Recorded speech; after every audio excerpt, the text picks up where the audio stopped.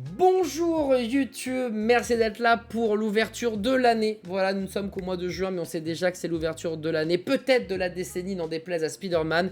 On a eu la chance d'avoir de la part d'Asmodée une quantité astronomique de stuff Final Fantasy. Vous le savez, Magic l'Assemblée a fait un cross avec Final Fantasy. Ça sort le 6 juin. Et je ne pouvais pas ne pas faire cet opening sur la display collector. On a une display normale, mais celle-là, on la met de côté. On la verra peut-être un peu plus tard, sinon en live, puisqu'on est sur Twitch du mardi au vendredi de 9h à midi. Mais là, pour toi YouTube, je vais ouvrir cette display collector Final Fantasy. Mille fois merci à Asmodée. Moi, j'ai voulu acheter la mienne, mais j'ai voulu acheter tout ça littéralement le mois dernier. Donc, tu te doutes bien que c'était déjà trop tard et à des prix totalement fous. Donc voilà, on a eu la chance qu'Asmodée pense à nous, donc on les embrasse très très très fort, big up à José. Mais si vous vouliez voir cet opening en live, sachez que c'était sur Twitch qu'il fallait venir, donc vous avez le lien en commentaire, enfin en description. Si vous kiffez, likez, commentez, partagez, vous savez comment ça fonctionne de toute façon. Je vous fais confiance là-dessus.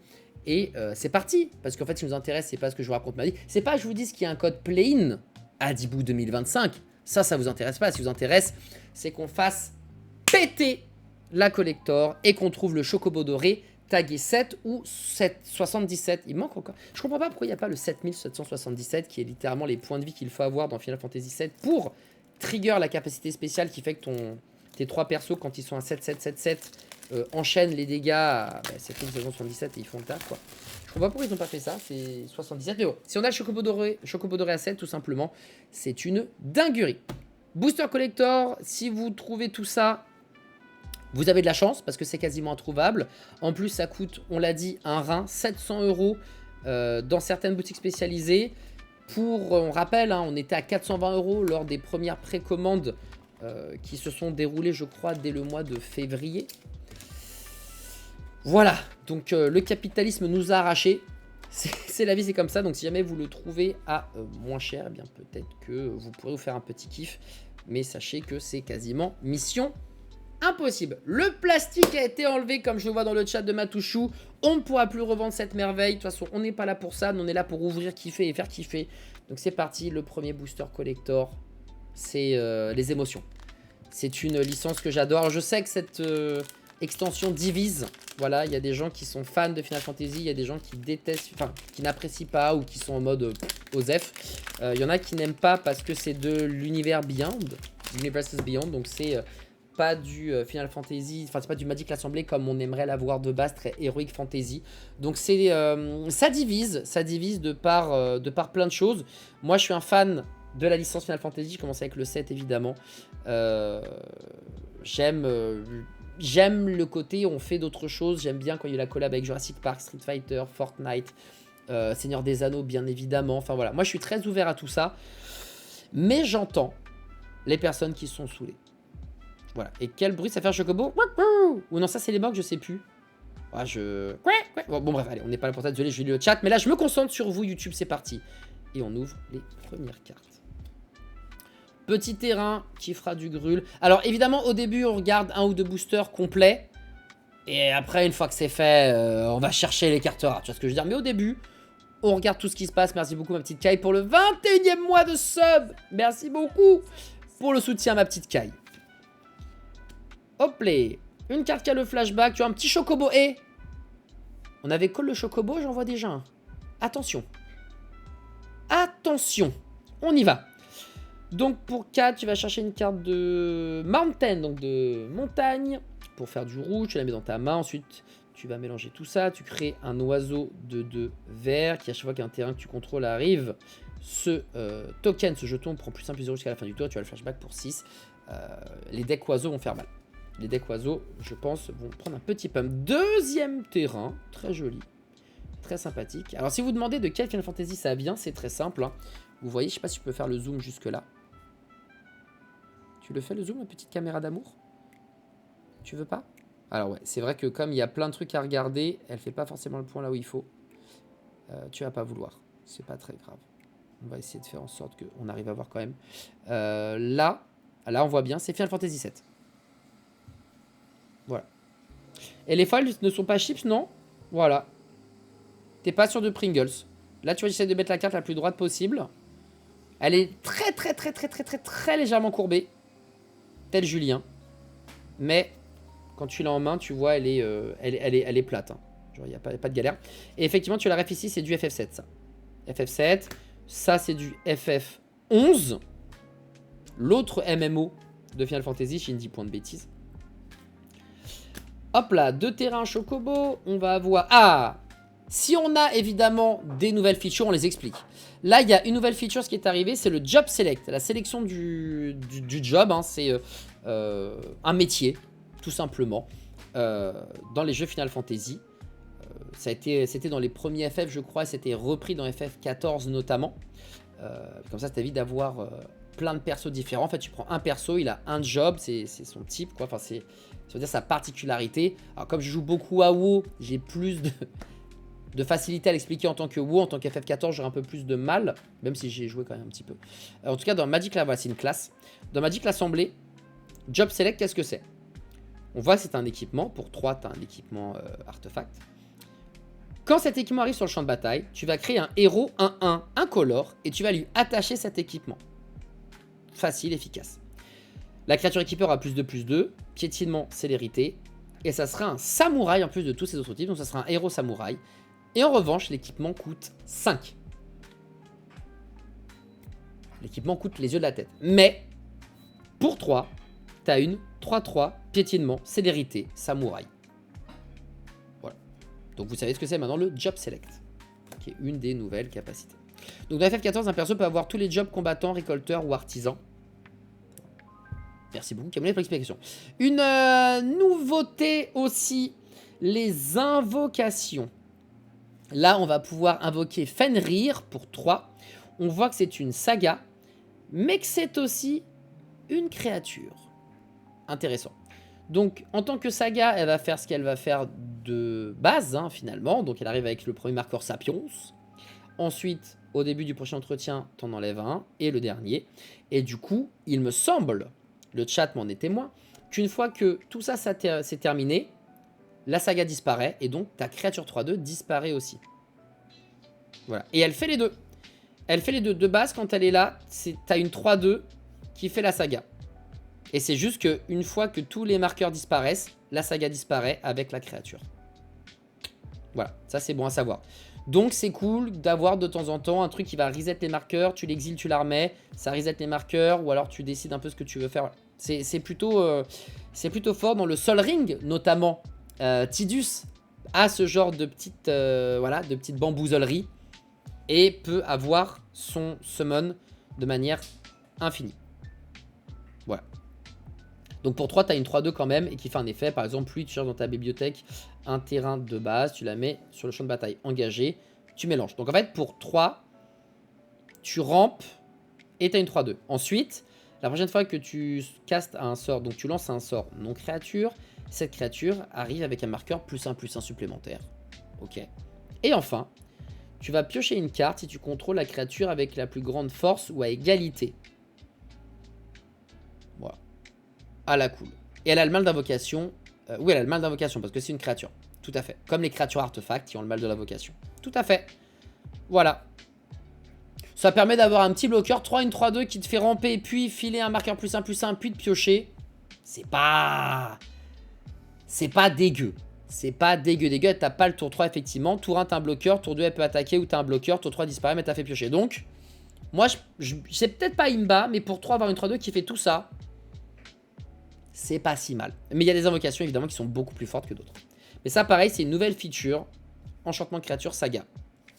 Et en plus, c'est des invocations, donc on kiffe bien évidemment. Le Gold Saucer, petit terrain. Alors, je vais pas vous faire l'audace et l'outrecuidance de vous faire la musique du Gold Saucer que vous avez peut-être déjà. Ça vient de Final Fantasy VII.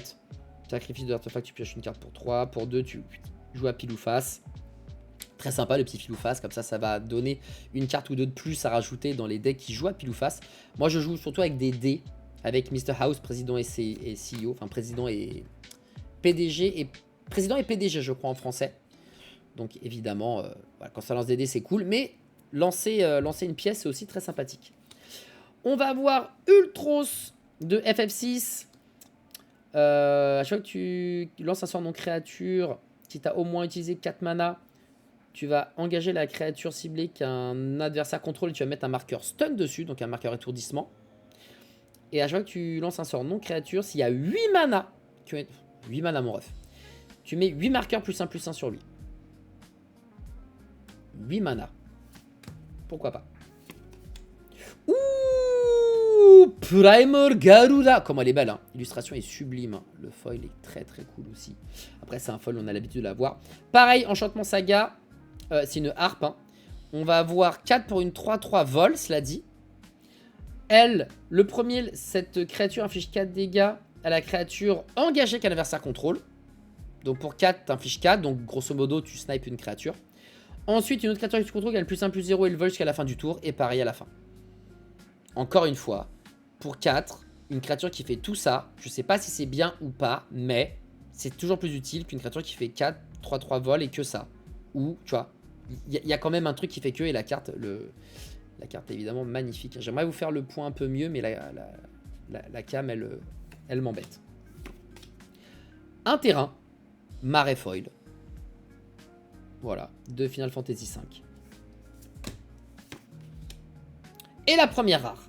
Oh, les petits cristaux des familles. Oh oui, alors il faut savoir qu'il y a un cristal pour chaque couleur, les amis. Ça vient de Final Fantasy 3. Et grosso modo, celle-ci, elle te dit, et c'est la même chose pour tout, hein, pour toutes les couleurs. Au début, la couleur du cristal fait que tu payes 1 de moins tes sorts. Donc là, les sorts blancs coûtent 1 de moins. Si j'avais eu le cristal noir, c'est les sorts noirs coûtent 1 de moins jouer, les sorts verts, etc., etc. Mais par contre, l'effet derrière est différent. Là, elle dit quoi? Si tu dois gagner de la vie, tu gagnes le double de points de vie. Et pour 6, les créatures que tu contrôles ne gagnent pas que le lien de vie. Ils gagnent aussi le vol, histoire d'être sûr de toucher ton adversaire et de gagner beaucoup de points de vie. Très sympathique, les cristaux sont vraiment très chouettes. Je trouve que c'est très bien, notamment dans les decks monocolores. Ça te permet, entre guillemets, d'avoir toujours comme un médaillon, comme un monument 2. Même si ça coûte cher et que tu te dis, bon, c'est quand même à mettre plus dans un deck lien de vie qu'autre chose. Mais, pour 4, vu que tu joues mono blanc, tu es sûr de jouer au moins 2 sorts par tour, donc tu t'économises de mana générique, donc c'est rentable. Et le 6 en mode, c'est pas le finish, mais ça te permet de te tirer de situations délicates. Donc, très sympathique. Par contre, si tu joues lien de vie, ça c'est quasiment un must-have. Après, si je joue peut-être tricolore, c'est un peu relou. Mais si je joue bicolore, par exemple. Ça, tu vois, j'ai vu la créature qui est en Azorius, donc blanc et bleu, et qui, à chaque fois que tu gagnes des points de vue, l'adversaire se meule. Ah ben ça donne envie. Ça donne très envie. Et bonjour Amaras, j'espère que tu vas bien. Et apparemment, il y a un changement de règle avec les enchantements saga. Oh. Ah. En gros, faire perdre les capacités à une saga évite qu'elle soit sacrifiée maintenant. Intéressant, Naru qui nous dit que c'est peut-être en train de changer au niveau des règles. On fera attention. Dans Oloro, par exemple, c'est aussi très bien. Première carte rare, The Wind Crystal. C'est tout un symbole parce qu'on est vraiment dans le lore de Final Fantasy. Donc même cette première carte rare qu'on a, elle est charmée. Alphino le Veilleur. Pour 4 à une 2-4 qui est en partenariat avec Alizé le Veilleur dans FF14. Donc ça va parler aux fans de FF14, notamment Camounette. Elle a la vigilance, et à chaque fois que tu casses ton second spell chaque tour, tu pioches une carte. Ok. Très bien. Let's go. Alpino, il y a écrit Alphino. Ah, d'accord.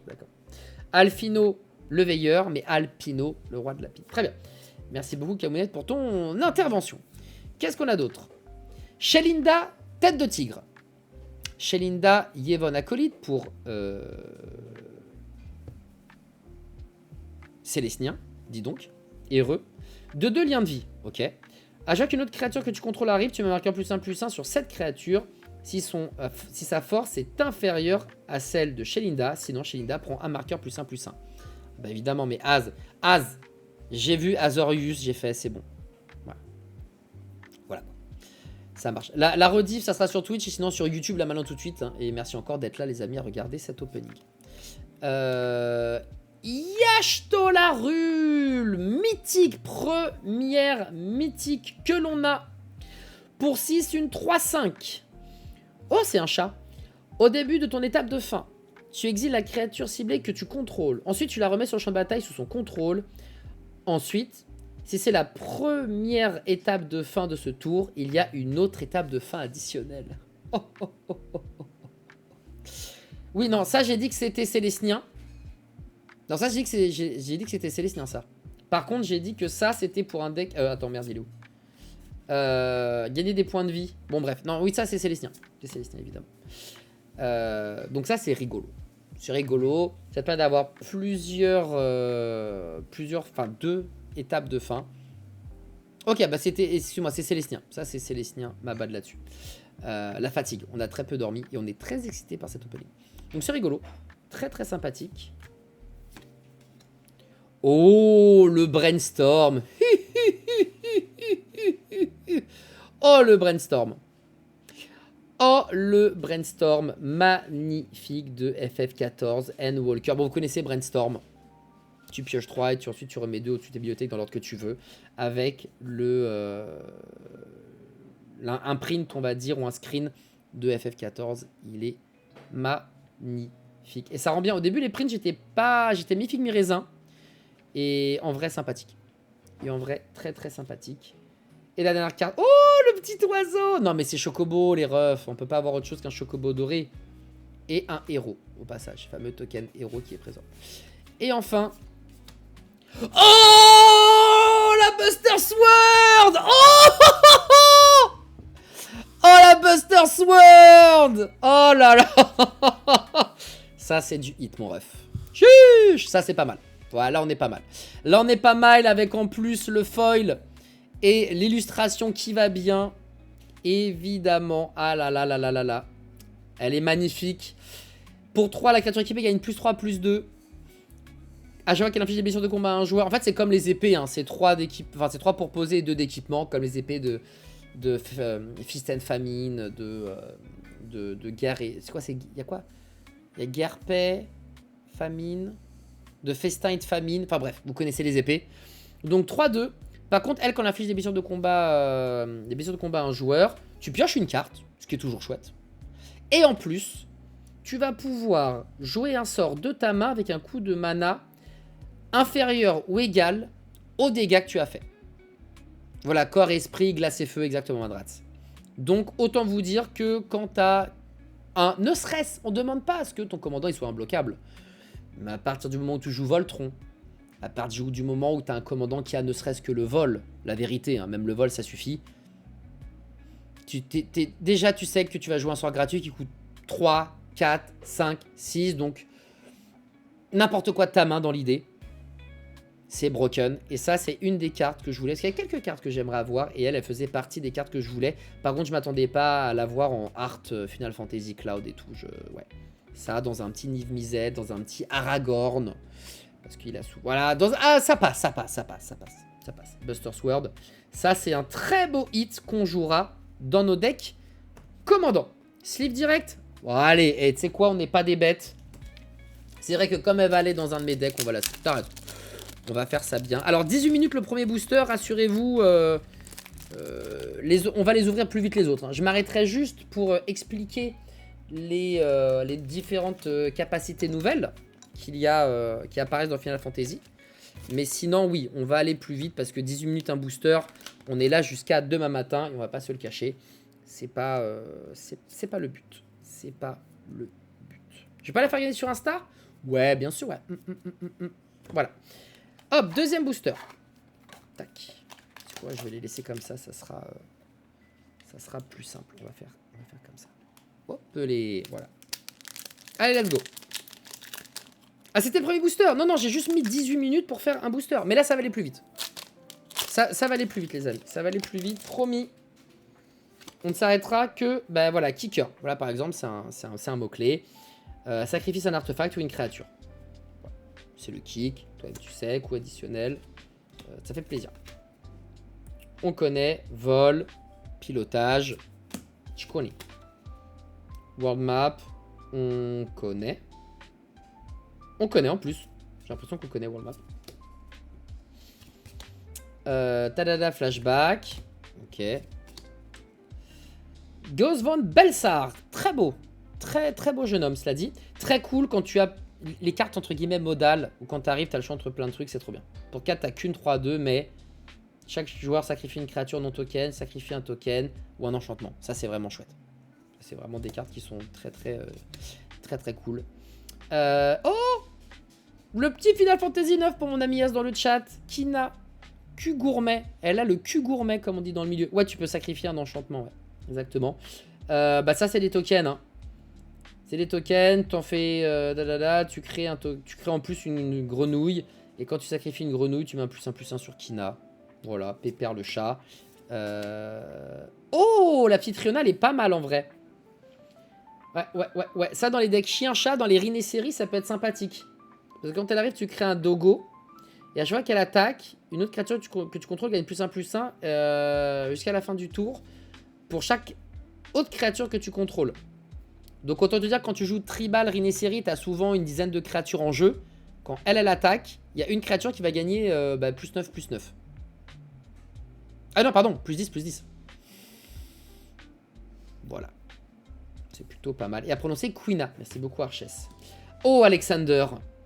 Alexander, très sympathique. Tu préviens les dégâts que tu infliges sur elle. Et le dernier, tu tapes toutes les créatures que tes adversaires contrôlent. Oh! Engager toutes les créatures qu'un adversaire contrôle, pas mal du tout. T'as très envie de proliférer pour arriver là-dessus. Hein.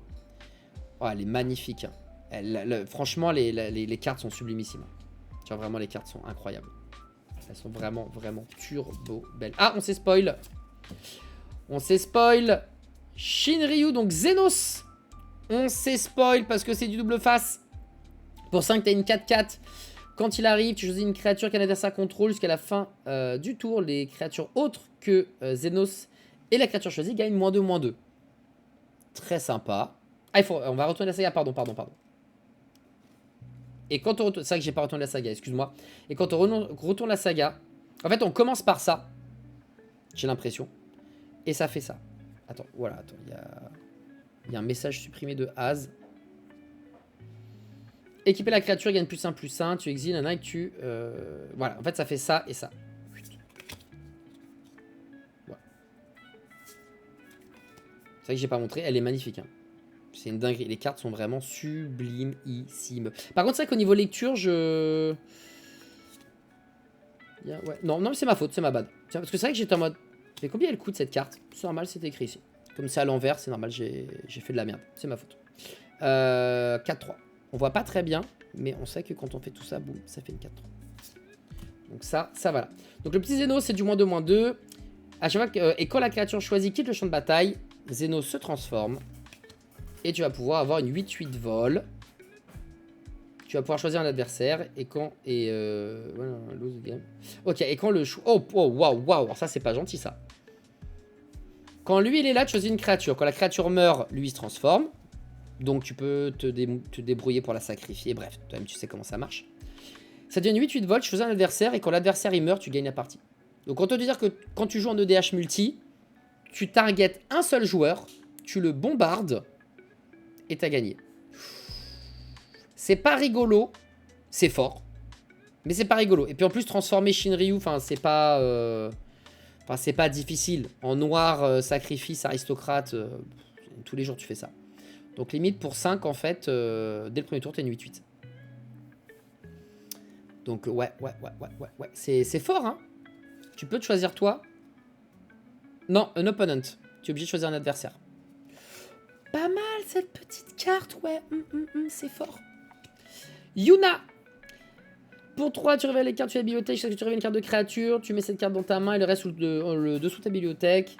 Quand tu révèles une créature de cette manière, tu mets X marqueur +1/+1 sur la créature ciblée que tu contrôles. X étant le coup de mana de la carte. Sympathique. Sympathique, il me le dit. C'est le sifflement de Yuna. Ok, alors ça c'est dans le bon sens. On a Brynhildir. Oh, je le prononce très mal lui. Pour 2, t'as une 2/1. Son numéro 1, son premier marqueur Sapiens de cette saga, qu'on a déjà vu tout à l'heure. T'exiles la carte de la bibliothèque during any turn, donc durant n'importe quel tour. Tu peux mettre un counter lore sur cette saga. Et tu peux jouer cette carte. Ok. Sympathique. Ensuite, when you next cast a creature, À chaque fois, à la prochaine carte de créature que tu lances ce tour-ci, elle a la célérité jusqu'à la fin du tour.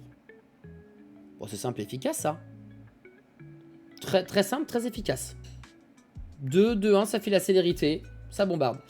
Elle a été demandée, Shiva. Elle a été demandée. La voici. Jill. Shiva's dominante pour 3, t'as une 2-2. Quand tu arrives sur le champ de bataille, tu retournes à note permanent non-terrain dans la main de son propriétaire. Donc ça peut être toi ou autre chose.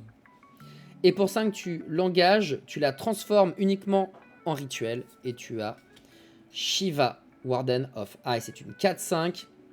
Pour premier et deuxième de la saga, la créature ciblée ne peut pas bloquer ce tour-ci.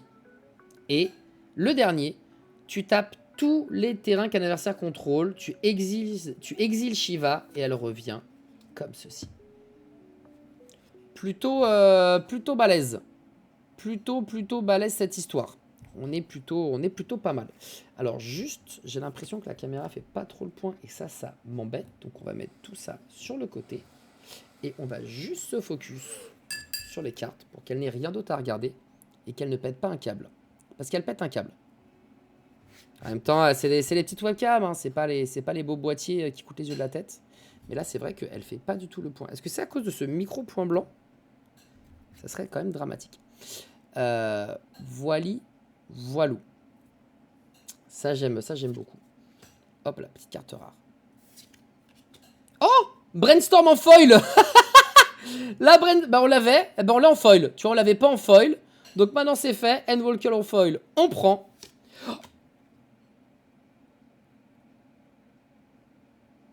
Oh là là.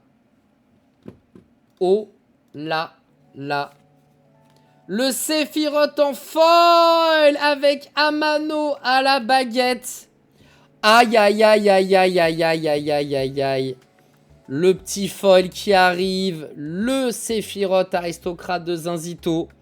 Sephiroth Fable Soldier pour 3 une 3-3. Quand il arrive ou attaque, je peux sacrifier une autre créature. Si je fais ça, je pioche une carte. Et à chaque fois qu'une autre créature meurt, l'adversaire ciblé perd un point de vie, je gagne un point de vie. Et si c'est la 4e fois que tu fais ça, tu retournes Sephiroth. Ou Sephiroth. Et tu as le Sephiroth One Winged Angel, qui est une 5-5 vol. Quand cette créature se transforme en Sephiroth One Winged Angel, donc quand tu la retournes, hein, eh bien tu as un emblème. Donc jusqu'à la fin de la partie, à chaque fois qu'une créature meurt, l'adversaire ciblé perd un point de vie, tu gagnes un point de vie. Et quand il attaque, tu peux sacrifier n'importe quel nombre d'autres créatures. Et si tu fais ça, tu pioches autant de cartes. C'est un turbo hit, c'est une carte qui ira dans tous les decks sacrifices et qui peut lui-même être un commandant aristocrate. On est sur une zinzinade et ça sort sa petite perfect sleeve. Et on va la mettre bien sagement dedans.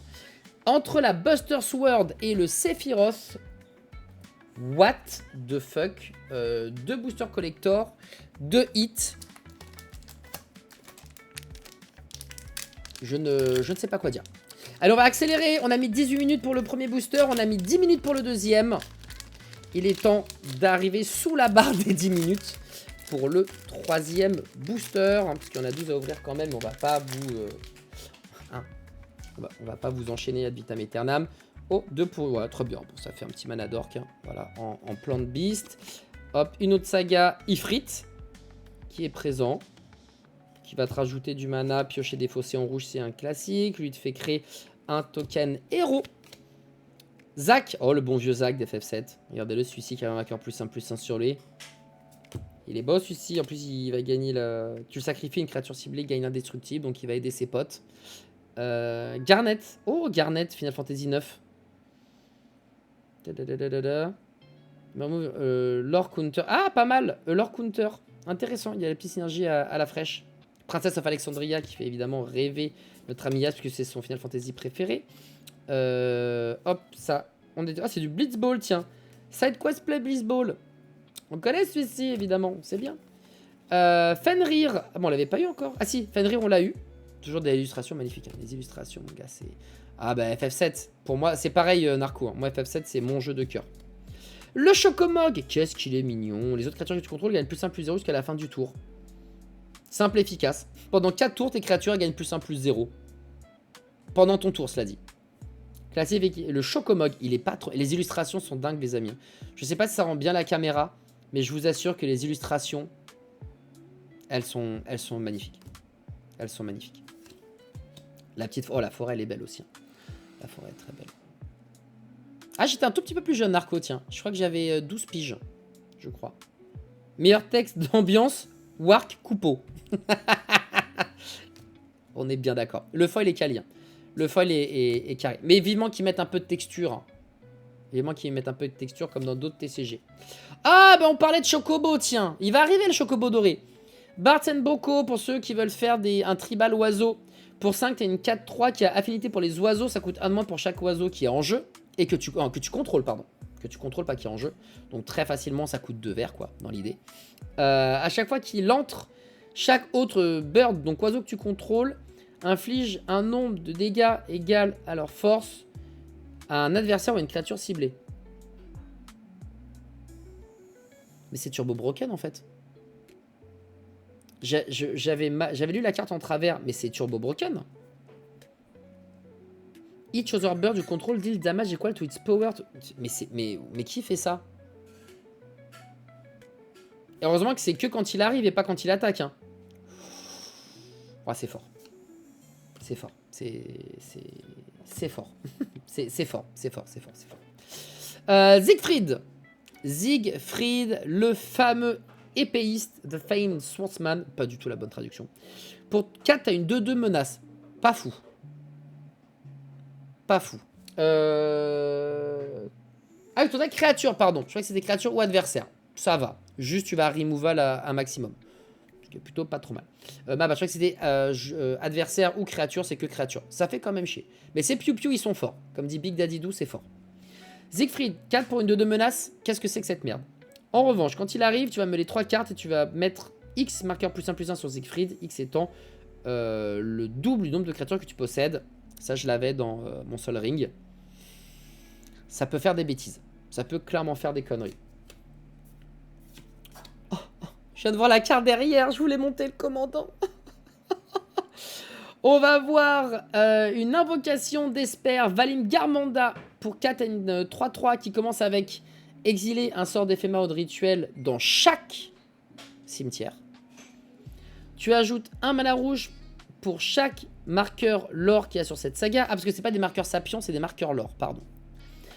Tu peux jouer un sort d'éphémère ou de rituel exilé de cette manière, enfin via la saga, et jouer du mana de la couleur que tu veux. Donc en fait, tu vas exiler jusqu'à, on va dire, 4 sorts d'éphémère ou de rituel, et tu vas pouvoir rajouter 2 mana rouges, puis jouer, 3 mana rouges, puis jouer, 4 mana rouges, puis jouer. C'est vraiment pas mal, ça. C'est vraiment... Et en plus, elle a la célérité. Ça, c'est très très sympathique, cette carte. Très très très sympathique. Et alors ça, c'est la carte, c'est le commandant que je voulais monter. Il s'agit de Terra Magical Adept. C'est un commandant que je voulais faire. Et bon, ben voilà quoi. Elle est là. Donc maintenant, est-ce que je monte le commandant ou pas? J'ai la carte. Mais vous allez voir pourquoi cette carte me chauffe. Vous allez voir. Pour 3, c'est une 4-2. Quand elle arrive, on va meuler 5 cartes. Puis on va pouvoir mettre un enchantement qui a été meulé de cette manière dans ma main. Ensuite, tu payes 6, tu l'engages. Tu exiles Terra et tu la retournes. Et quand tu la retournes, tu as une 6-6 vol. Ok. On crée un token qui est une copie d'un enchantement non légendaire que je contrôle, qui a célérité. Si c'est une saga, je mets 3 marqueurs lore dessus. Et je la sacrifie à l'étape de fin, à la prochaine étape de fin. Donc pour tout ce qui est saga, Tom Bombadil, etc., toi-même tu sais. Et ensuite, sur le dernier, tu vas ajouter 2 blancs, 2 bleus, 2 noirs, 2 rouges, 2 verts. Tu vas exiler Terra, qui arrive à nouveau comme ceci. Et après, tu refais tes bêtises. Et c'est un 5 couleurs. Bah oui, c'est un 5 couleurs. C'est pour ça que je voulais le faire. Et on a en plus, voilà, les artworks de Yoshitaka Amano. La carte est folle. Ça, c'est un deck que je voulais faire. Je ne sais pas si je vais le faire parce qu'on a vu, il doit coûter cher. Mais en tout cas, voilà. Elle s'appelle Esper Terra et elle rajoute du Esper à son grul, c'est pixels. Bien vu, puisque t'es grul et après tu rajoutes les couleurs qui manquent, le blanc, le bleu et le noir. Bien vu Naru. Again and again. Et comme en plus t'as 6, ah ben non, elle a le mal de l'invocation, parce que tu peux pas l'engager. Bref. Mec, ça c'est une carte, mon gars. J'avais vraiment envie de monter le commandant. Alors, la messe noire. Sublime, la messe noire. Sublimissime. Sublimissime. Messe noire sublimissime. Kuja. Oh, le Kuja. On s'est fait spoil. Kuja. Version FF. 9 pour 4 et une 3-4. Au début de l'étape de fin, tu vas créer une 0-1 sorcier noir qui dit à chaque fois que tu joues un sort non créature, ce token inflige une blessure à chaque adversaire. Et quand tu contrôles 4 ou plus de magicien, eh bien tu le transformes, ça devient une 4-6. Et si un magicien que tu contrôles, un sorcier, pardon, magicien, un sorcier que tu contrôles inflige des blessures de combat à un permanent ou à un joueur, tu vas doubler ses dégâts. Ouais, c'est fort, ouais. Ouais, c'est fort, c'est fort, c'est fort, c'est fort. Ouais. C'est très très fort. C'est très très fort. Et on a encore un chocobo et un héros. Oh, le petit Kuja aussi, on va pas se le cacher.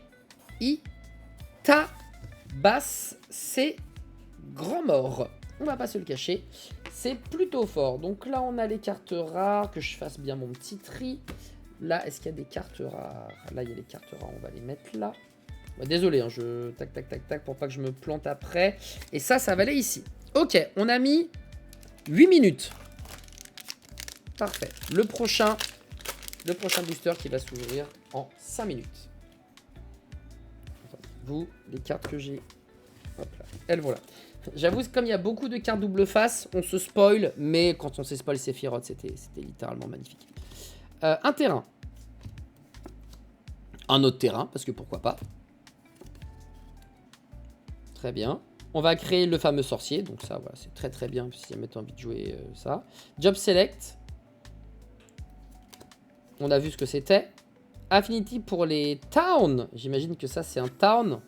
Voilà. Ça va ensemble. Pioche 4 cartes. Très bien. Très bien, très bien. Dommage que ça arrive engagé. En vrai, c'est pas trop... c'est pas trop pour nous, quoi. C'est pas trop pour... Ça, c'est plus pour les formats standards, etc. Scellés... Enfin, c'est plus pour du scellé, pardon, du limité, que de l'EDH multi, on va pas se le cacher. Le Judge. Très très beau. Voilà. Évidemment, à chaque fois qu'une autre créature ou artefact que tu contrôles meurt, tu mets un cœur plus simple. Ouais, bon, c'est débile. Oh, la Fenrir. Donc, on l'a en 18, Fenrir. Parfait. Oh, la plaine, elle est belle. Et là, c'est parti pour les cartes rares. C'est parti pour les cartes rares, les amis. Quelle dinguerie on va avoir. Excalibur 2. Pour 1, à chaque fois que tu gagnes de la vie, tu mets un marqueur charge sur Excalibur 2. La créature équipée gagne +1/+1 pour chaque marqueur charge sur lui. Ok. Ok. Ok. Très bien. Très très très bien. Et là, Az qui fait une syncope parce que c'est Final Fantasy 9. Et que c'est l'épée cachée de Final Fantasy 9, comme le dit Senryu. Donc là, il y a Az qui est en train de faire un AVC. Prochaine carte rare. Ouh, Odin. Alors pour 6, c'est cher. Pour 6, t'as une 5-3. Tu détruis la créature qu'un adversaire contrôle. Ok. Ensuite, cette créature gagne à chaque fois que cette créature inflige des blessures de combat à un joueur. Ce joueur perd la partie. Très bien. Très bien. Odin qui n'est pas là pour compter les fraises et piler les kiwis. Et en le dernier, tu vas piocher 2 cartes. Et chaque joueur perd 2 points de vie. Alors ça fait beaucoup. C'est très... Ah bah oui, c'est Zansetsuken, je suis con. Et oui, Zansetsuken qui one-shot. Bien sûr. Ouais. Très bien. Très bien. Bah, c'est Odin, quoi. Il est pas là pour blaguer. Très sympathique. Un peu cher pour 6, mais très sympathique. Oh, ça aussi, je trouvais ça trop stylé. Genova, ancienne Calamity. Pour 2 génériques, un noir, un vert. Donc, Golgari, t'as une 1-5. Au début du combat, pendant ton tour, tu mets un nombre de marqueurs +1/+1 égal à la force de Genova. Sur une autre créature ciblée, cette créature devient un mutant plus de tous ses autres types. À chaque fois qu'un mutant que tu contrôles meurt durant ce tour, tu pioches une carte. Enfin, tu pioches un nombre de cartes égal à sa force. Genova, c'est aussi un commandant qui me faisait de l'œil, on va pas se le cacher.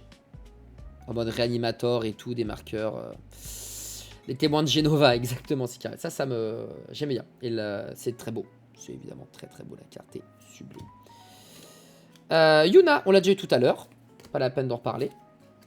Ouh, Sir Conrad. Oh, voilà, il va remplacer mon Sir Conrad dans Nekuzar. Alors si vous connaissez pas, c'est une carte, voilà. En fait, ces cartes-là, c'est des réimpressions de cartes qui existent, mais avec un skin Final Fantasy. Donc Sir Conrad, il fait quoi? C'est 5 pour une 5/4 quand une autre créature meurt. Ou une carte de créature est mise dans un cimetière depuis n'importe où. Que le champ de bataille. Ou qu'une créature quitte votre graveyard, donc ton cimetière. Goblaze inflige une blessure à chaque adversaire. Et pour 2, chaque player met une carte. Donc ça, c'est très bien, par exemple, dans des decks Nekuzar où ça will. Ou des decks Meul, pareil. On est sur du très très solide sur les appuis. Et enfin, Midgar. On a une petite town. Midgar qui arrive sur le champ de bataille engagé, sauf si tu le joues pour son coup d'aventure.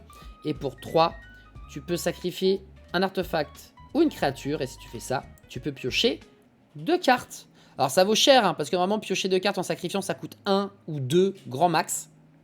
Voilà. Mais c'est cool parce que ça te permet d'avoir un terrain où tu fais le sort, puis tu mets ton terrain qui est sur le champ de bataille engagé. Voilà. Et c'est Midgar, c'est FF7. FF7, c'est mon Final Fantasy préféré. Donc c'est très sympathique. En plus, c'est foil et ça brille. Nous, on adore tout ce qui brille.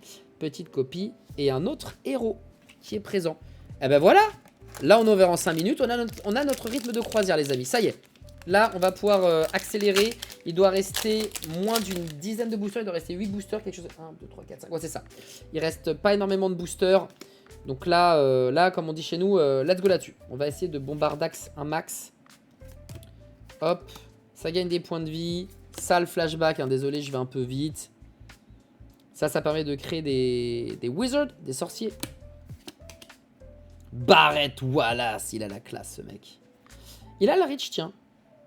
Très bien. Il a le reach. Tu voles, il te fume. Ignicienta. Ça, c'est FF15, non? Ouais, ça, c'est FF15. Shiva, en nature peinture. Shiva pépère. Voilà. Tap. Tu draw pour Ishtap. Ouais, très bien. Ça embête le monde. Il y a un marqueur stun dessus. Un marqueur étourdissement. C'est en kikinant. Oh là là. Au as, en position latérale de sécurité. Regarde ça, là. Tu vois le foil comme il est beau? Tu le vois, le foil? On dirait un search foil. Le search foil de Zidane. Papa. Très très stylé quand il arrive. Tu as le contrôle de la créature ciblée qu'un adversaire contrôle. Tu vas la détape. Ça a le lien de vie et la célérité. Et à chaque adversaire, when open gain control of permanent from you. Et ok. Et quand tu lui rends sa créature, tu vas créer un jeton trésor. Zinedine Zidane, bien sûr. Ouais, elle est belle. Hein. Tu sais, c'est une unco, mais elle a le flow d'une mythique. Incroyable. Le petit terrain qui va bien. Oh là là. Le petit Kuja à nouveau qui tombe, mais cette fois-ci en mode normal. En mode pépère le chat. On l'avait déjà eu, du coup, on le met là.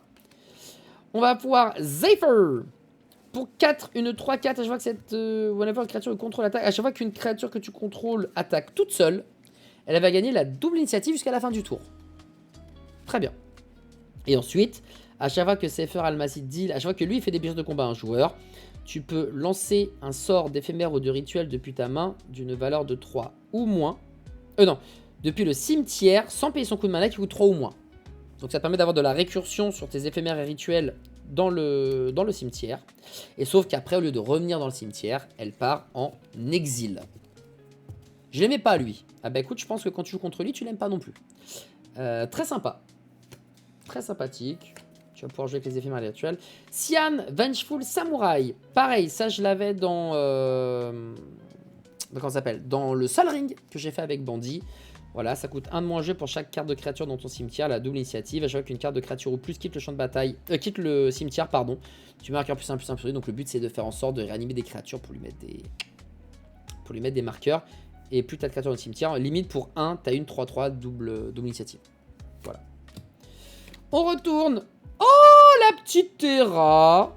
Ben alors, la petite Terra toute belle qu'on a dans le préconstruit. Là, la forme finale de cette Terra où tu meules et tu vas réanimer des créatures qui ont 3 de force ou moins. Quand elle affiche des blessures de combat à un joueur, tu payes 2 et tu fais ça. Très sympa. Très sympa cette Terra. Et elle est belle, la créature. La créature est belle. La carte, pardon, est belle. Le dessin est sublimissime. Terra, elle a un flow de zinzin. Tout est littéralement validé. Terra, c'est FF6. FF6. Ah bon, on l'avait déjà sur Conrad. Sauf que là, on l'a en foil. Je crois qu'on l'avait pas en foil tout à l'heure. Donc ça, on l'a en foil. Et oh! La carte est magnifique, Masamune. L'épée, c'est l'épée de Sephiroth de Masamune. L'immense lame qui fait 2 mètres, t'as l'impression. C'est un artefact légendaire qui coûte 3 et 2 comme une épée. Waouh! Avec les éclairs et tout, elle est magnifique. Hein. Et le foil rend si beau, si bien. Tant que la créature équipée est attaquante, elle a l'initiative et doit être bloquée. Ok, donc quand t'attaques, la créature que tu possèdes a l'initiative et doit être obligatoirement bloquée. La créature équipée a, si une créature, if a creature dying cause the trigger ability of this creature. Donc si une créature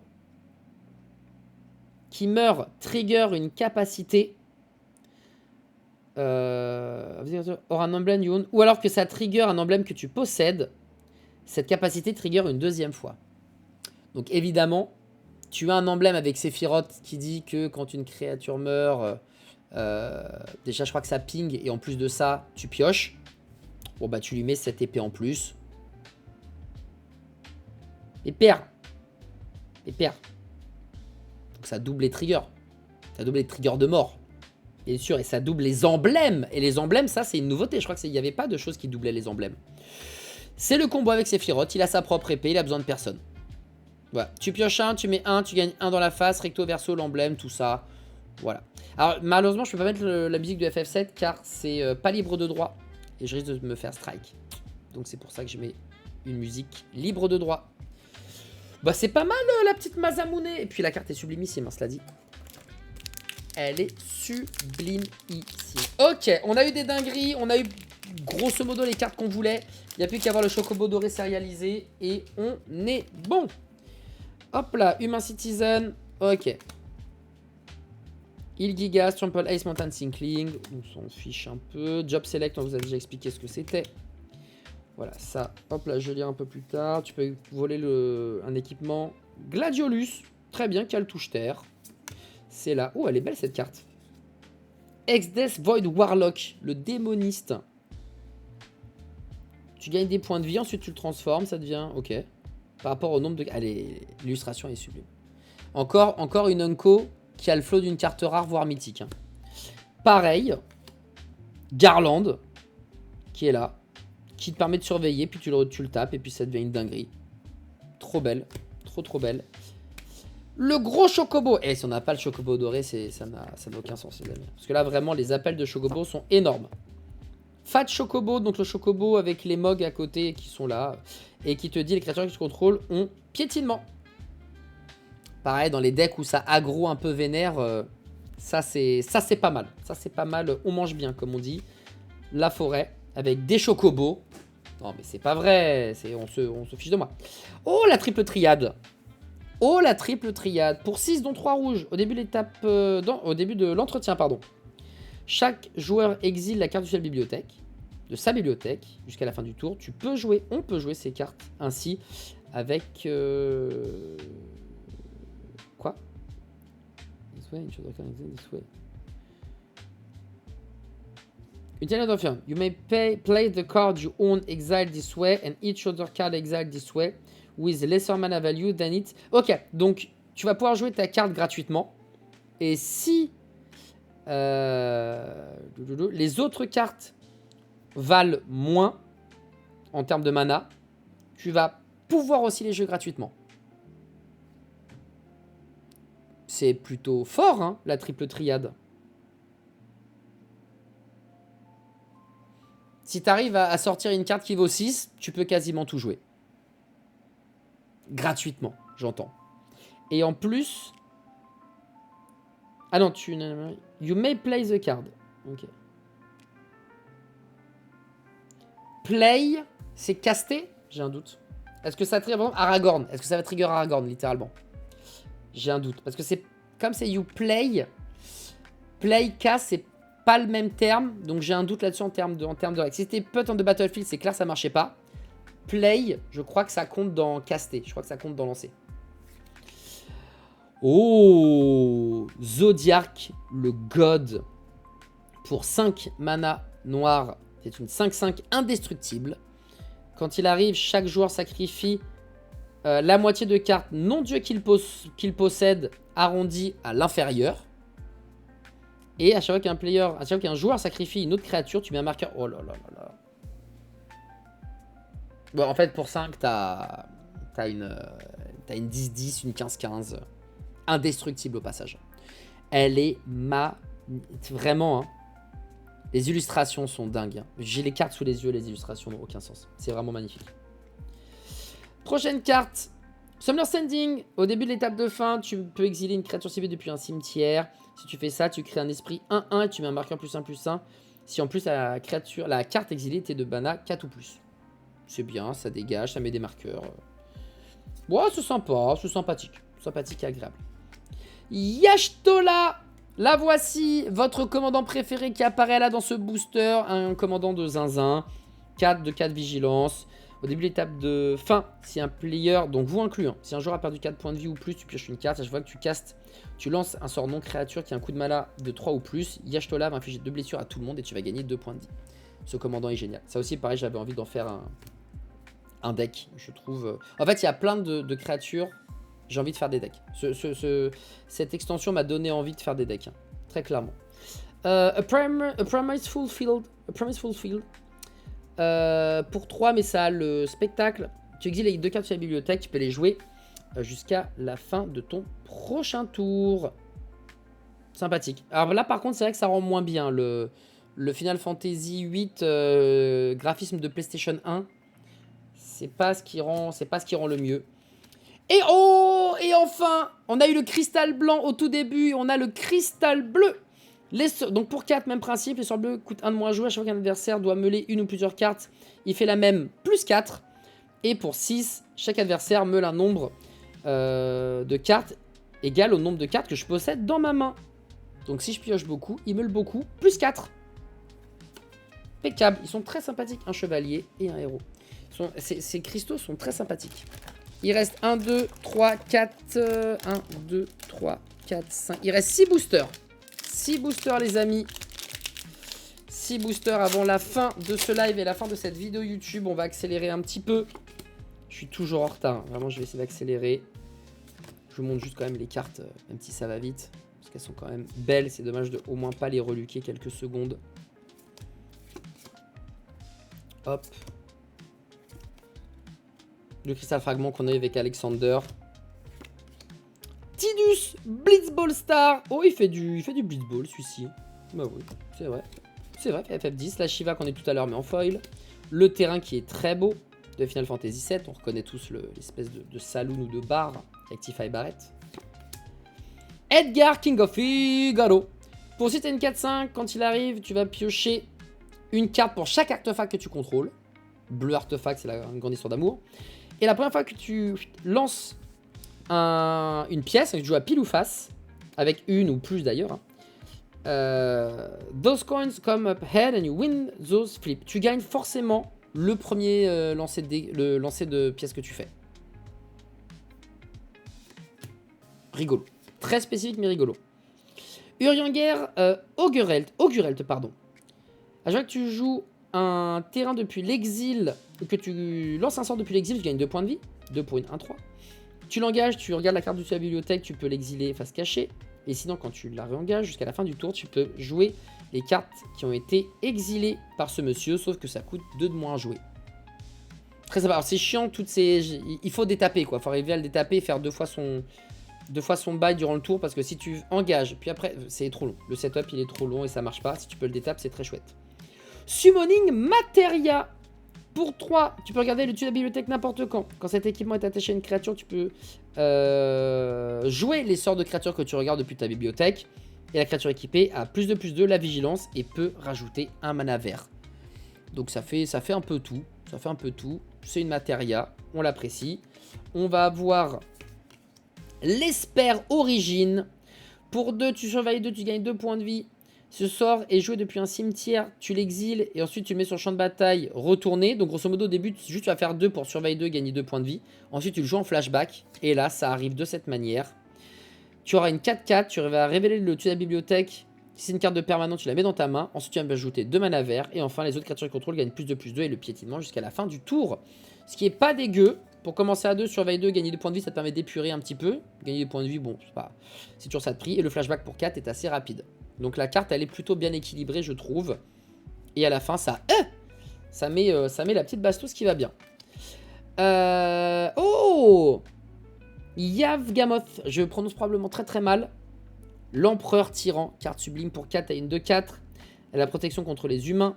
Si tu payes 1 point de vie, tu sacrifies une autre créature, tu mets un marqueur -1/-1 sur une autre créature ciblée, tu pioches une carte. Et pour 2, mana noir, tu pioches une carte, tu défausses une carte, pardon, tu vas proliférer. Sympa. Yawgmoth, ça se prononce. Merci beaucoup. Le Yawgmoth, carte aussi qui est très très très old school, qu'on connaît bien dans Magic l'Assemblée. Le token trésor et héros. Et on a Ardyn, The Usurper, 5, 6, 7, 8 mana pour une 4-4. Qu'est-ce que c'est que ces bêtises? Personne va jouer ça à 8 pour une 4-4. Les démons que tu contrôles ont menace, lien de vie et célérité. Ok, c'est fort. Les démons autour de toi sont en train de faire la fête. Et au début de ton combat pendant ton tour, tu peux exiler chez une créature ciblée depuis n'importe quel cimetière. Si tu fais ça, tu crées un token qui est une copie de cette carte, sauf que c'est une 5-5 démon. Waouh, waouh, waouh, waouh, waouh. Waouh. Il est turbo fort. Il est turbo fort.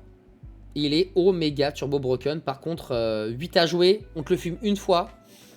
Si c'est ton commandant, t'as envie de crever. Par contre, si c'est une carte que t'as dans ton commandant, quand il arrive et que t'as assez de mana, il peut faire très mal. Il peut faire très mal. En vrai, les démons qui sont déjà en place vont avoir la menace et la célérité. Enfin, on s'en fout de la célérité, mais la menace et le lien de vie. En plus, tu vas pouvoir mettre un autre 5-5. Ouais, il est fort. Il est... Voilà, c'est pour ça... Ah bah bien sûr, c'est pour ça qu'il est cher. Parce que ses effets sont fous. Ses effets sont dingues. C'est très très fort. Mais du coup, je le mettrai pas en commandant. Je pense que c'est trop chiant de le jouer. Ou alors, tu le payes une fois. Excusez-moi. Tu le payes une fois et après, t'as full réanimator et tu le réanimes depuis ton cimetière. Parce que sinon, tu pleures des larmes de sang, quoi. Tu vois, tu peux pas le rush, ça coûte cher, tu vois. À la fin, ça coûte trop cher. Bon, les amis, 57 minutes de vidéo. On va essayer d'accélérer encore un peu plus. Ok, peut pas être contré, ok. Là, il n'y a pas de nouveauté. Elles sont juste magnifiques, les cartes, comme d'hab. Hein. Elles sont sublimissimes. Ouais, si jamais vous avez des quêtes à faire en subsidiaire, vous le pouvez. Hop. Ramut. Ramu, pardon. Oh, le Ramu. Ah, c'était Ramu? C'est pas Ramut en français, d'ailleurs, celui qui gère la foudre. Et du coup, comme c'est la foudre, c'est Bolt, comme la foudre en rouge. Très malin. La montagne. Très stylax. Ouais, il faut réanimer, il coûte trop cher sinon.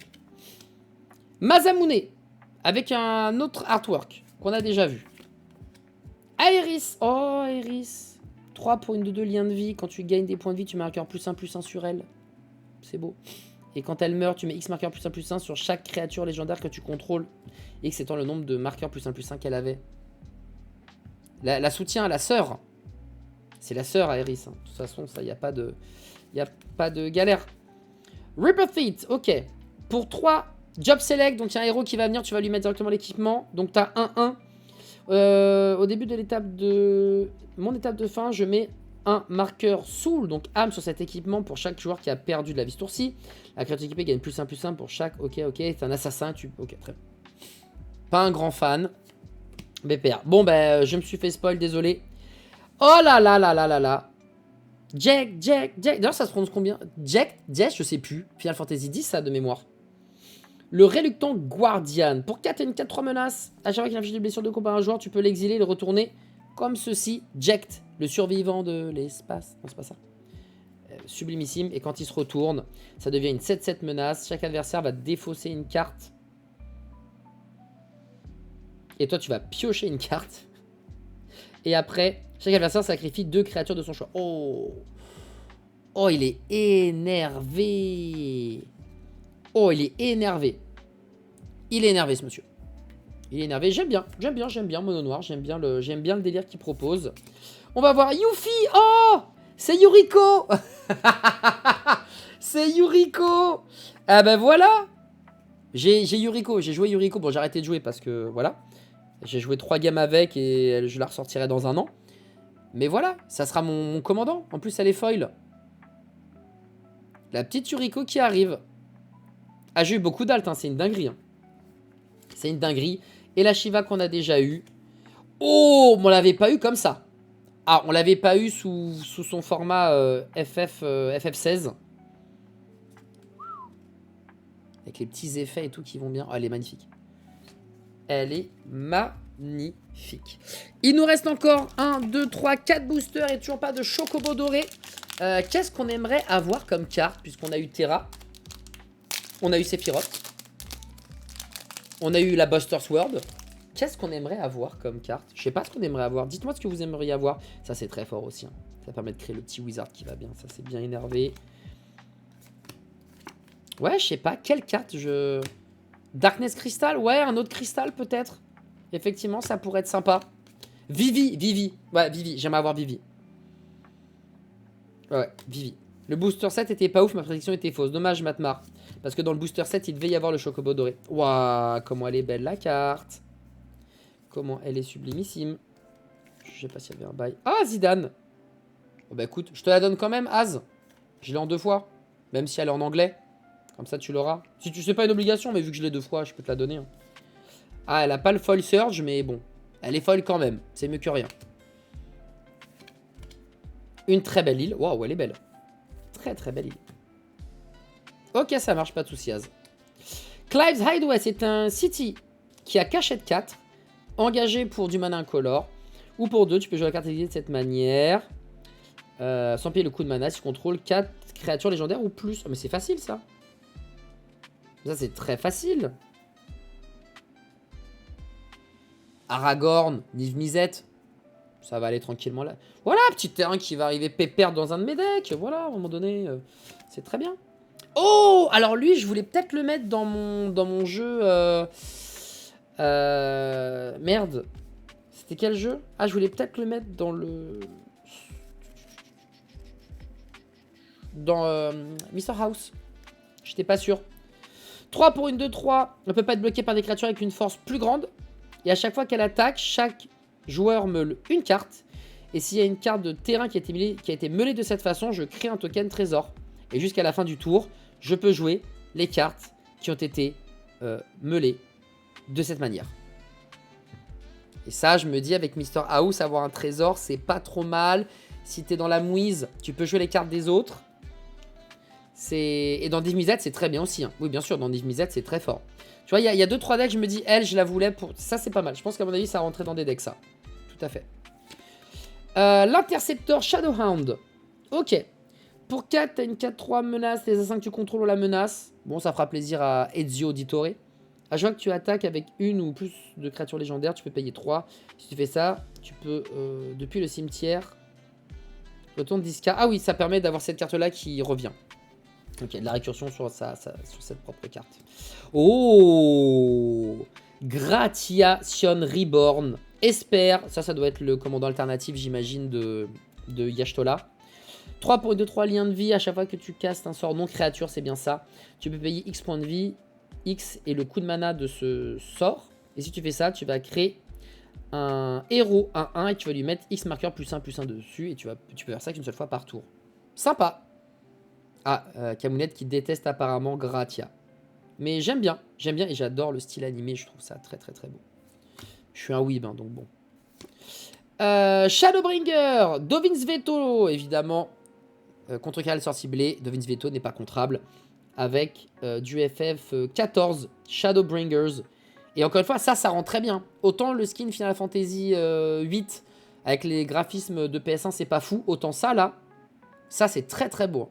Très très très très beau. L'art, il est fou. On dirait pas comme ça, mais je vous jure, je l'ai devant les yeux. C'est magnifique. C'est magnifique. Et la dernière carte rare, les amis. Oh, le cactus. Tu la verras, mec, ce soir, quand tu viens, je te la montrerai sous les yeux et tu feras pas turbomet. Tu verras que la carte est sublime. Genre vraiment au premier degré, Az. Vraiment, je t'assure que la carte est magnifique. On l'avait oublié, le cactus. Lui qui a fait tant parler de lui. 7 pour une 1-7. C'est oui, 7 pour une 1-7 quand il attaque. Il gagne plus 9999 plus 0 jusqu'à la fin du tour. Comment one-shot ses adversaires au fur et à mesure. Vraiment. Voilà, le pampa, la petite moustache, les épines. En même temps, dans les Final Fantasy, il est chiant. Il est très très chiant à fumer.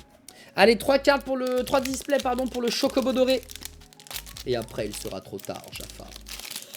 Let's go là-dessus, les amis. 3 boosters pour le Chocobo doré sérialisé, bien évidemment. Donc ça, hop là, je monte ça, les petites cities.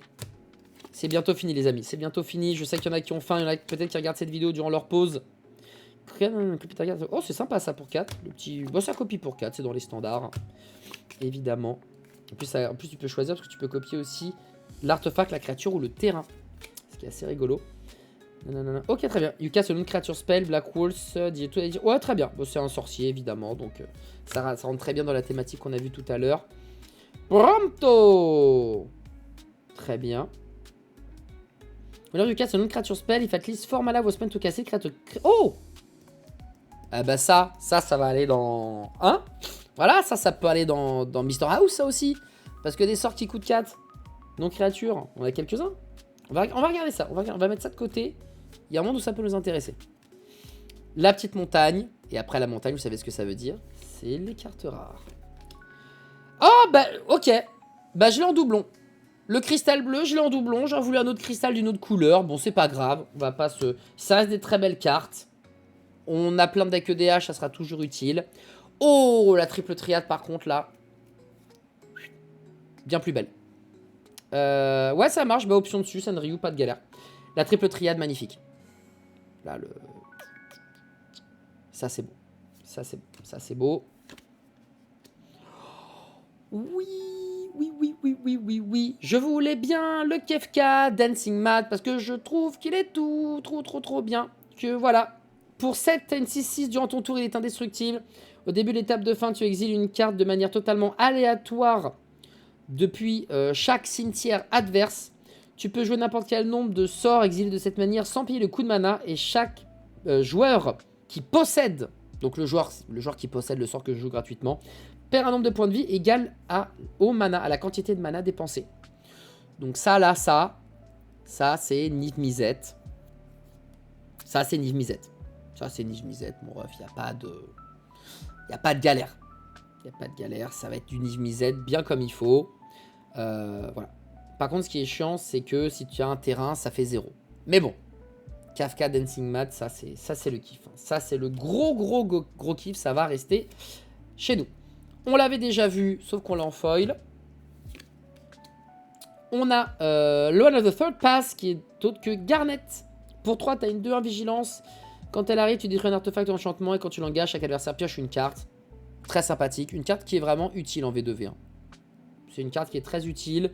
Ça permet de faire un peu de politique aussi. Ça permet de débarrasser d'enchantement d'artefacts. Et selon les decks, on n'a pas forcément l'occasion de faire ça. Donc un système politique qui peut attaquer et qui peut enquiquiner l'adversaire. Enfin les adversaires parce que ça détruit.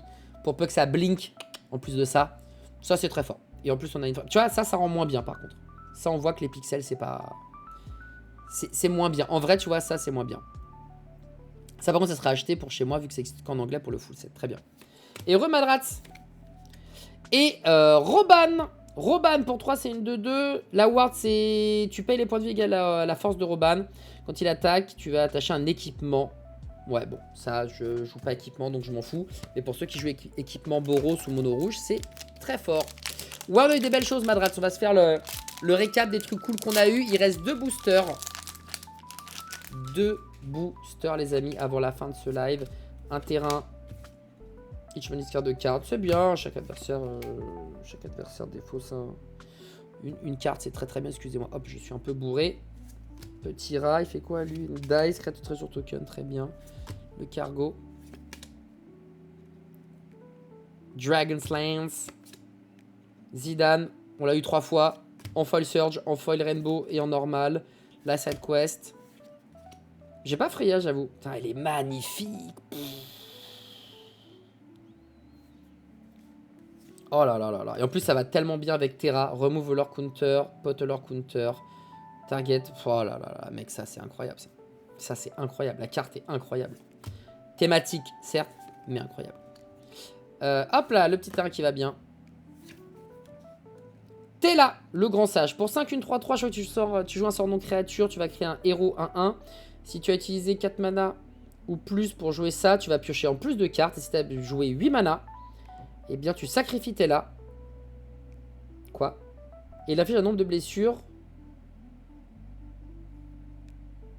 And it deals that much damage to each opponent. Je comprends pas. Il inflige 8 dégâts en plus? D'accord. Ok. Ok. Allez, là, t'es là. C'est la suite. Très bien. Bon, j'ai peut-être pas compris la carte. Je suis pas très spellsinger. Waouh. Revel's Gap of the First Brood, cela dit. Pour 5, t'as une 5-5, vigilance, vol, parade 2. Quand il arrive ou à chaque fois que tu lances un sort non créature, la créature ciblée gagne +1/+0 et ne peut pas être bloquée. 5 pour une 5-5 vol, vigilance war 2, c'était déjà bien, mais il fallait faire plus. Ouais, bien sûr. Évidemment. Auron. Oh, Auron. Je me souviens de lui, purée. Pour 4 et de 5 vigilance, pardon, quand il attaque, tu mets un +1/+1 sur lui. When you do, quand tu fais ça, tu exiles la créature qui défend avec une force qui est inférieure à celle de Euron jusqu'à ce qu'il quitte le champ de bataille. Sympathique ce petit Auron, que j'adorais jouer dans FF10. Yuna. Oh, mythique. Yuna Hope of Spyra. Pour 5, tu as une 3-5. Durant ton tour, Yuna, les enchantements les créatures enchantements que tu contrôles ont piétinement, lien de vie et ward 2. Ça va très bien avec Terra, ça, j'ai l'impression. Donc au début de l'étape de fin, tu peux mettre sur le champ de bataille une carte d'enchantement avec un marqueur... Ouais, très bien. Très bien, très bien. Très bien. Avec un marqueur finalité. C'est broken. On apprécie beaucoup. On apprécie beaucoup Yuna Hope of Spyra. J'aime beaucoup cette carte. Elle est très forte, en effet. Oh, vous l'avez vu! Vous l'avez vu! Alors, on a Van, le Captain. Ah, celle-là, c'est bien aussi. Je l'avais mis dans mon deck... comment ça s'appelle Mr. House aussi. Puisque c'est 3 pour une 2 célérité. Quand il attaque sur un champ de trésor. Et quand tu sacrifies un champ de trésor, il gagne +1/+0 jusqu'à la fin du tour. Et vous l'avez vu, c'est le deuxième de la boîte. Oh, on l'a dans une autre version. Mais c'est parfait tout ça. On l'avait pas dans cette version. Du coup, c'est pas vraiment un doublon. Ah là là là là. Oh là là là là là là. Mais c'est pas vrai ça. Regarde-le celui-ci. Regarde-le. Oh là là là là. Regarde ça. Ils sont beaux les deux ou pas? Regarde, t'as le choix. Celui que tu veux. Soit en mode démoniaque et ténébreux, genre bonjour, vous marinez chez vos harengs. Et puis la version où je suis le plus fort. Et quand tu les retournes, deux Winchandel différents. Un en mode hey, t'as vu comment je suis beau gosse alors que j'étais pas beau gosse avant. Et là en mode je suis vraiment trop fort. Incroyable, mec. Incroyable. Moi j'aime, les deux sont cool. Magnifique. Pa. Ah, on est sur de la belle carte. Hein. On est sur la belle carte et... Regarde ça, là. Tu vois, ça, c'est Chocobo doré sérialisé. C'est Chocobo doré sérialisé. C'est parti, les amis. Chocobo doré sérialisé. C'est parti. On y va. Allez, on s'en fout. Voilà, Rufus de la Shinra, on s'en fout. Ifrit, on l'a déjà eu. On s'en fout. Voilà. Allez, c'est bon. On n'a plus le temps de niaiser, les amis. C'est parti, le Chocobo doré sérialisé, il est là-dedans. On est prêt. We are ready, my friends. Niblim, a flame. Sephiroth toujours présent. Oh, fais le point. Hey. Ah, c'est toi qui gêne. Fais le point, petite caméra. Voilà, fais le point. C'est un rituel. Pour 4, tu choisis une créature que tu contrôles. Elle inflige des dégâts égaux à sa force à chaque autre créature. Et si ça a été joué depuis le cimetière, donc probablement pour son coup de flashback, tu vas défausser ta main et piocher 4 cartes. C'est sympathique, avec une certaine créature dénommée Sauron. Si jamais tu as une armée orque sympathique, ça te permet d'être tranquille. Très bien. Première carte. Deuxième carte.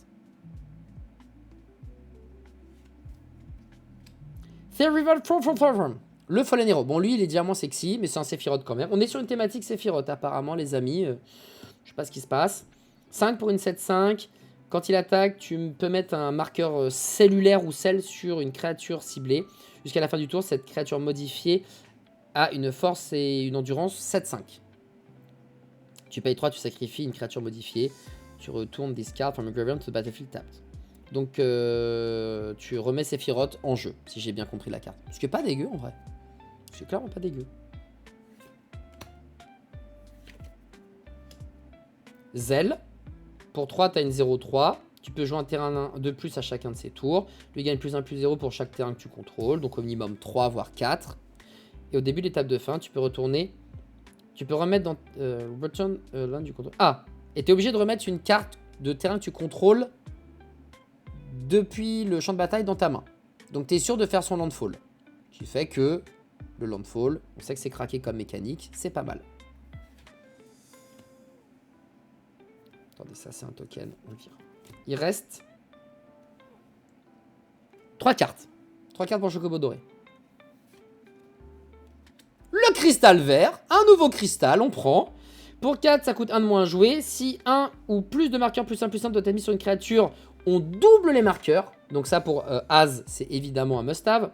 Et pour 6, tu vas mettre 2 marqueurs +1/+1 sur jusqu'à 2 créatures ciblées que tu contrôles. Petit cristal vert des familles, évidemment. Il reste 2 cartes. Oh là, je sais pas ce que c'est. Oh, je sais pas ce que c'est. Attendez. C'est un truc de fou. On va faire ça. Ça, on va le mettre là. Ok, bon, ça, c'est... On l'a déjà. Donc, pas de Chocobo doré. Mais la dernière carte est... Oh, Esper Origin qu'on a déjà eu. Oh, un peu triste, mais c'est pas très grave. La carte est quand même chouette. Je sais pas si je vais la jouer, mais elle est chouette. Et du coup, eh ben, pas de Chocobo doré. Pas de carte sérialisée. Mais, malgré tout, des belles choses. On va essayer de montrer les trucs un peu chouettos qu'on a eu. Qu'est-ce qu'on a eu de sympathique encore? Celle-là, elle est bien. Tadadadada. Ouais, ça, c'est plutôt... C'est thématique, mais je trouve que c'est fort. Le petit Water Crystal. La Masamune, elle est sublimissime.